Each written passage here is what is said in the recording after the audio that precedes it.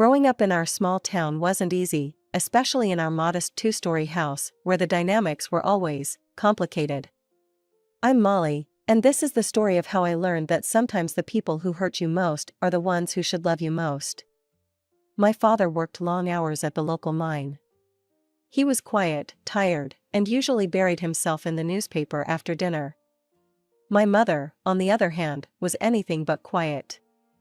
She'd spend endless hours sprawled on our worn-out couch, phone pressed to her ear, cackling with her friends while some mindless talk show droned on in the background. "Linda, you won't believe what happened on The Real Housewives today," she'd squeal into the phone, completely ignoring the pile of unwashed dishes in the sink or the empty refrigerator that needed restocking. Then there was my younger brother, Riley. Mom's precious golden child. Even from my earliest memories, the difference in how she treated us was crystal clear. While I wore hand-me-downs and dollar store shoes, Riley got the latest gaming consoles and brand-name clothes. "Mom, my shoes are falling apart," I remember telling her one day when I was 12.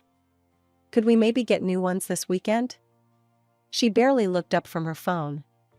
"There's no money for shoes right now, Molly. Besides, those still look fine to me." But later that same week, I watched her return from the mall with a shopping bag full of new clothes for Riley. "Look what I got for my special boy," she cooed, while he eagerly dug through the bag. Dinner was always a testament to her negligence, microwaved frozen dinners or takeout containers scattered across our kitchen table. Sometimes, I'd stare at the sad, plastic-wrapped meals and dream about having a normal mom who actually cooked real food. By the time I reached high school, I knew college wasn't in my future. There were no savings, no college fund, not even discussions about higher education. The reality of our financial situation hit me hard when I overheard my parents arguing one night. "We can't keep living like this," my father's voice was strained. "The bills are piling up." "Well, what do you expect me to do about it?" Mom snapped back. "You're the one who should be making more money." That's when I made my decision. The day I turned 15, I walked into the cafe 3 blocks from our house and asked for a job. The manager, Mrs. Peterson, took one look at my determined face and gave me a chance as a part-time waitress. "You've got good instincts, kid," she told me after my first week. "Keep this up, and you'll go far." For the first time in my life, I felt proud of myself. But even that small victory was tainted by my mother's reaction. "A waitress?" she scoffed when I told her about my new job. "Well, I suppose someone has to do it. Just don't let it interfere with taking care of your brother's needs." After graduating high school, I landed a full-time waitressing position at Giovanni's, one of the nicer restaurants in town. My 3 years of experience at the cafe made me an attractive hire, and the manager didn't even hesitate when offering me the job. The salary was significantly better than what I'd been making at the cafe, but that wasn't even the best part. Mr. Romano had this amazing policy where servers could take home leftover food after their shifts. In a high-end Italian restaurant, these weren't just any leftovers, we're talking about gourmet pasta, premium steaks, and fresh-baked desserts that would otherwise go to waste. The first time I brought home a container of fettuccine alfredo and garlic bread, my family's eyes lit up like it was Christmas morning. I thought this might finally be something that would make them appreciate me. How wrong I was. It quickly became a pattern. I'd bring home these beautiful meals, carefully packed and still warm, only to find that by the time I got a chance to eat, there would be nothing but scraps left. Riley always got first pick, followed by Mom and Dad, and whatever remained, if anything, was supposed to be mine. One evening, after a particularly long shift, I came home with a magnificent portion of osso buco that the chef had specifically saved for me. By the time I finished changing out of my work clothes, I found Riley scraping the last bits from the container. "Hey," I protested. "I was going to eat that. Couldn't you have at least saved me some?" Mom's head snapped up from her phone. "Molly, how dare you be so selfish? You should be ashamed of yourself." "Selfish? I'm the one bringing this food home. You get to eat this fancy food all day at work," she snapped back. "Your brother only gets to enjoy it once a day." You should be grateful we're not asking you to bring more. I stood there, fighting back tears of frustration. I don't eat at work, Mom. I'm too busy serving other people. Well, that's your choice, she replied dismissively, already turning back to her phone. Nobody's stopping you from eating there. Riley just smirked and licked his fork clean, not even bothering to hide his satisfaction. The worst part wasn't even the hunger, it was the realization that in their eyes, I would always be worth less than my brother, no matter what I contributed to the family. 2 years flew by, and Riley finally graduated high school. I remember sitting at his graduation ceremony, watching him receive his diploma, and thinking that maybe, just maybe, things would change now. Maybe he'd finally start contributing to the household like I had been doing since I was 15. So, Riley, I asked him the day after graduation, while he was sprawled on the couch with his game controller, have you started looking for jobs yet? He barely glanced away from his video game. Nah, I'm taking a gap year. Need some time to figure out what I want to do with my life, you know? A gap year? I couldn't hide the disbelief in my voice. But we can barely make ends meet as it is. Oh, honey, Mom chimed in from her usual spot on the recliner, Riley's still too young to work. He needs time to find his path. I wanted to scream. Too young? He was the same age I was when I started working full-time. But instead, I took a deep breath and tried to reason with them. Mom, I started working when I was 15. Riley's 18 now. That was different, Mom waved her hand dismissively. You wanted to work. Riley needs to focus on his future. And so began Riley's gap year.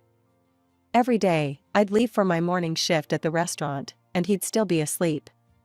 When I'd return in the evening, he'd either be in his room playing video games or out with his friends, the house just as messy as I'd left it. The dishes would pile up in the sink, the trash would overflow, and heaven forbid anyone ask him to help with laundry. I couldn't take it anymore. Why doesn't he have to work? I confronted my parents one evening during dinner. Everyone else his age has a job. Dad shifted uncomfortably in his chair while Mom immediately went on the defensive. Stop attacking your brother. You don't understand how hard it is for him. The job market is terrible right now, and he's suffering enough without you making him feel worse. I tried a different approach. Look, we actually need delivery drivers at the restaurant. I could put in a good word for him. It's a decent starting salary, plus tips. Riley chose that moment to emerge from his cave, presumably for his evening beer run with friends. A delivery driver? He scoffed, grabbing his keys from the counter. I didn't get straight A's to become some delivery boy, Molly. I know my worth. And what exactly do you think you're worth right now? I muttered under my breath. He paused at the door, turning to face me with that smug expression I'd grown to despise. Unlike some people, I have standards. When I get a job, it'll be something worthy of my abilities. Something with a future. Not everyone wants to be a waitress their whole life. The way he said waitress, like it was something dirty, made my blood boil. But before I could respond, he was gone, the screen door slamming behind him. It was Riley's 19th birthday when I finally understood just how deep my family's favoritism ran. That morning, I was getting ready for work when I heard excited voices from outside. Curious, I looked out my window to see my parents presenting Riley with a car. Yes, a car. It wasn't new, a used Honda Civic with some scratches and dents, but it was still a functioning vehicle. I stood there, frozen, watching Riley jump around like a kid at Christmas while Mom took pictures with her phone. I thought about the bus I'd be catching in 30 minutes, the same bus I'd been taking to work for years, rain or shine. The same bus where I'd often stand for the entire 40-minute ride after a grueling 8-hour shift on my feet. Do you like it, sweetie? Mom's voice drifted up to my window. We know it's not brand new, but it's perfect for getting around town. This is awesome, Riley exclaimed, already sitting in the driver's seat. I can't wait to show the guys. I didn't say anything before leaving for work. What could I say? That I'd been working for years and couldn't afford a car while my unemployed brother just got one handed to him? That I was tired of being treated like a second-class citizen in my own family? But the real surprise came that evening during my shift at Giovanni's. I was serving a table near the window when I saw them walk in, my entire family, dressed in their best clothes, with Riley leading the way like he owned the place. "Molly," Mom waved me over dramatically. "We're here to celebrate Riley's birthday properly." My brother grinned at me. "We want the best table in the banquet hall. My friends Mike and Dave will be here in half an hour. And we want you to be our server," Mom added. "Only you. We don't trust anyone else to make this special evening perfect." I wanted to tell them I already had tables assigned in my section, that the banquet hall was typically reserved in advance, that I couldn't just abandon my other customers. But Mr. Romano overheard and, trying to be helpful, rearranged things to accommodate them. What followed was 3 hours of pure humiliation. I served them course after course, while they made endless jokes at my expense. "Hey, sis, the water's a bit warm. Don't they teach you proper serving temperature in waitress school?" Riley snickered. "Molly, dear, you missed a spot when you wiped the table." "Maybe that's why you're still just a server," Mom chimed in, while his friends laughed. By the time they finished their elaborate meal, complete with expensive wines and multiple courses, I was exhausted and emotionally drained. But the worst was yet to come. As they gathered their coats, Mom pulled me aside with that fake sweet smile I'd grown to dread. "Darling, there's just one tiny thing," she said, lowering her voice. "We're a bit short on cash right now. You'll need to cover the bill. Consider it your gift to your brother for his birthday." I stared at the bill in my hand, $247.83. Nearly half my weekly salary. "You can't be serious," I whispered. "You came here knowing you couldn't pay?" "Don't be dramatic, Molly," she hissed. "It's your brother's birthday. Surely you want to do something nice for him? Besides, you get an employee discount, don't you?" They all stood there, watching me, Riley twirling his new car keys, while Mom gave me that expectant look that said I had no choice. And she was right, I couldn't let them walk out without paying. It would cost me my job.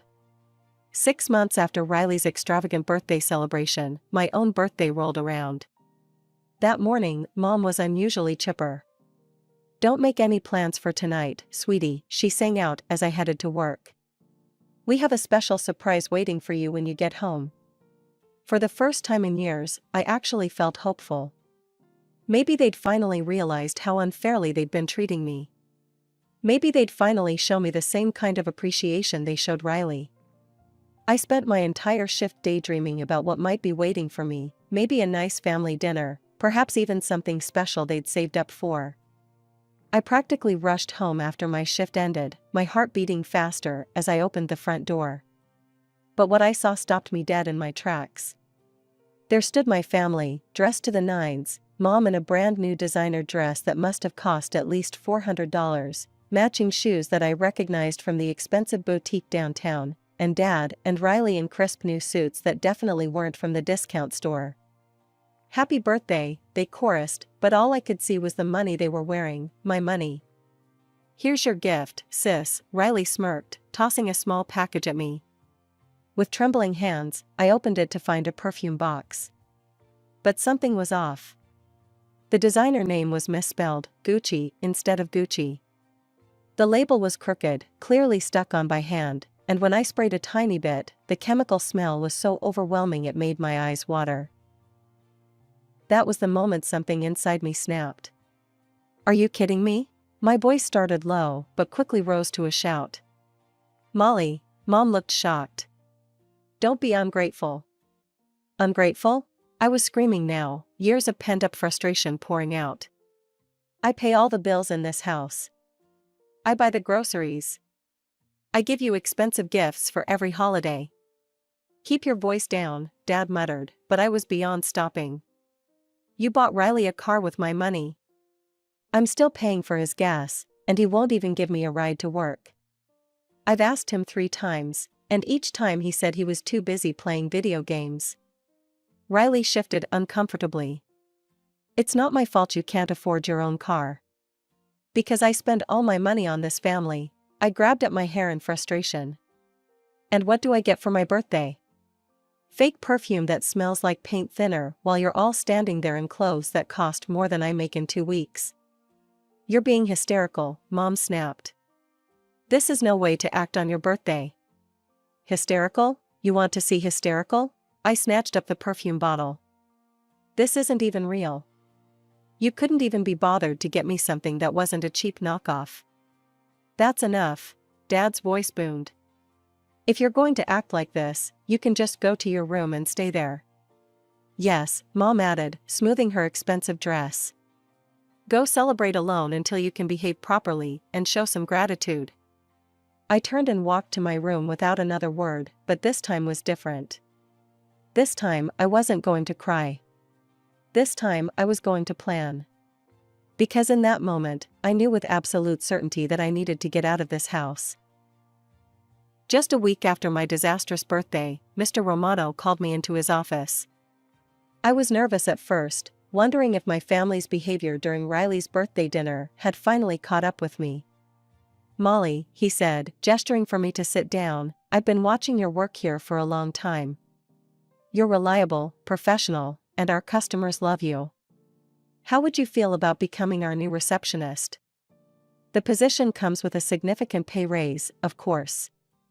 What do you say? I nearly cried right there in his office. Yes, absolutely yes. That very afternoon, during my break, I started searching for apartments. With my new salary, I could finally afford to live on my own. It felt like the universe was finally giving me a chance to escape. By some miracle, I found a small one-bedroom apartment just 3 blocks from the restaurant. It wasn't fancy, just a basic kitchen, living room, and bedroom, but it was clean, safe, and most importantly, it was away from my family. The landlord, Mrs. Chen, took one look at my proof of employment from Giovanni's and approved me on the spot. You seem like a responsible young lady, she said as I signed the lease. When would you like to move in? Tomorrow, if possible, I replied, my hands shaking with excitement as I wrote the check for the deposit. That evening at dinner, while Mom was serving her usual microwaved meals, I decided to drop my bomb. I'm moving out tomorrow, I said, trying to keep my voice steady. I've found an apartment near work. Mom's face turned an alarming shade of red. How dare you? How are we supposed to pay our bills? Have you even thought about that? You're being completely selfish. I took a deep breath. Dad has a job. And Riley's perfectly capable of working. Maybe it's time he started contributing. I have devoted my entire life to you children. Mom was in full meltdown mode now, tears streaming down her face. And this is how you repay me? By abandoning your family when we need you most? Riley just sat there, shoving food in his mouth and watching the show like it was another one of his video games. Dad stared at his plate, silent as always. I've heard enough, I said, standing up from the table. I'm leaving tomorrow, and that's final. You ungrateful little, Mom's voice followed me up the stairs, but I tuned it out. I spent the next hour packing my belongings into the few boxes and bags I'd secretly bought over the past week. It wasn't much, some clothes, a few books, my laptop, and the small amount of jewelry I owned. My whole life fit into 4 boxes and 2 duffel bags. When the taxi arrived, I didn't say goodbye. I just walked out the front door, to the sound of Mom's continued screaming about family loyalty and ungrateful children. As the taxi pulled away, I caught one last glimpse of our house in the rearview mirror, and for the first time in years, I felt like I could breathe. The first month in my new apartment was pure bliss. No drama, no guilt trips, no watching Riley being waited on hand and foot. Just peace and quiet. I could cook what I wanted, watch what I wanted, and most importantly, spend my money how I wanted. Then came the phone call. Molly, Mom's voice was sharp even through the phone. The utility bills are due. I took a deep breath. Mom, I don't live there anymore. I'm not responsible for those bills. We were counting on that money, she screeched. You have an obligation to help your family. No, Mom, I don't. Riley's had a whole month to find a job. He can help now. Your brother can't find work right now. And he needs money, he crashed the car last week and needs repairs. He can't work without a car. I almost laughed at the irony. So he crashed the car you bought with my money, and now you want more of my money to fix it? Not happening. This isn't my problem anymore. The next 6 months were transformative. Without having to support my entire family, I was finally able to save money. I bought myself a used Toyota, nothing fancy, but it was mine, paid for with my own money. No strings attached, no guilt, no obligations. I felt like I could finally breathe. Then one evening, there was a knock at my door. I opened it to find my parents standing there. My stomach dropped, I had never told them my address. "We need to talk," Mom said, pushing past me into my apartment. Dad followed, looking uncomfortable as usual. "We need money, Molly. Your father's about to be laid off, and Riley still hasn't found work. You have to help us." "No," I said firmly. "I don't have to do anything. We're your family." Mom's voice was rising. "You can't just abandon us." "I'm not abandoning anyone. I'm just not enabling you anymore." Dad finally spoke up. "The mine's cutting back workers. I might not have a job by next month." "Then Riley needs to step up," I replied. "He's had plenty of time to find work." "Fine," Mom's face twisted into something ugly. "If that's how you want to play it, then you'll have problems too." My mother's threat wasn't empty. The very next morning, I woke up to Mrs. Chen frantically banging on my door. "Molly, your car. Someone set it on fire." I ran outside in my pajamas to find my Toyota, my pride and joy that I'd worked so hard for, reduced to a smoking shell in the parking lot. My legs nearly gave out, but then Mrs. Chen grabbed my arm. "I have cameras," she said quickly. "The police are on their way. We caught everything on video." The footage was crystal clear.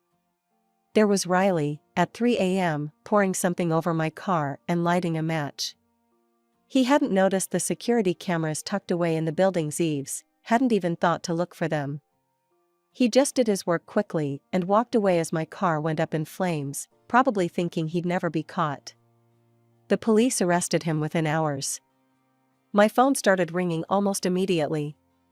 "You have to drop the charges." Mom was hysterical. "He's your brother. You can't let them take him to jail." "Actually, I can," I replied, surprising myself with how calm I felt. "But I'll make you a deal, reimburse me for the car, and I'll withdraw my statement." "We don't have that kind of money." "You know that." "Then Riley can face the consequences of his actions. For once in his life." "You heartless little," I hung up before she could finish. The trial was quick. The evidence was undeniable, and Riley had priors I hadn't even known about. Apparently, he'd been in trouble for vandalism before, but my parents had always managed to sweep it under the rug. This time, there was no sweeping.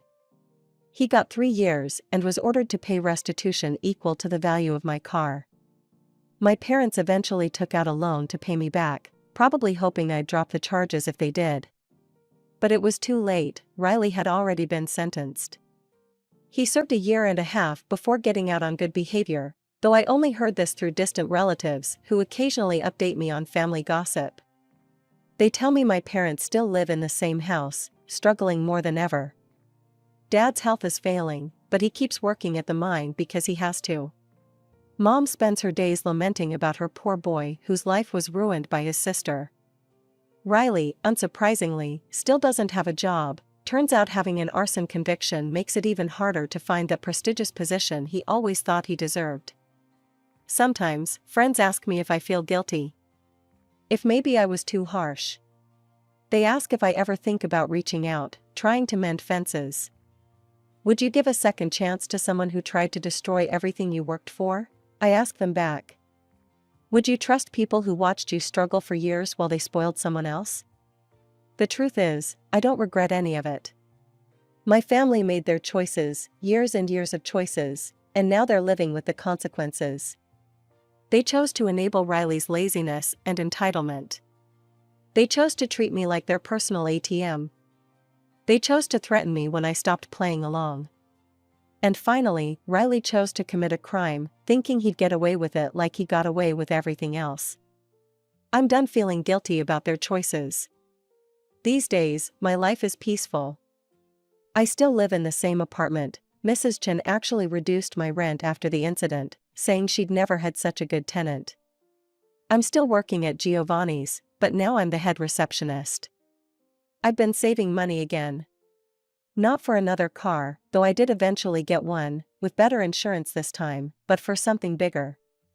Next fall, I'm starting college, part-time at first, but it's a start.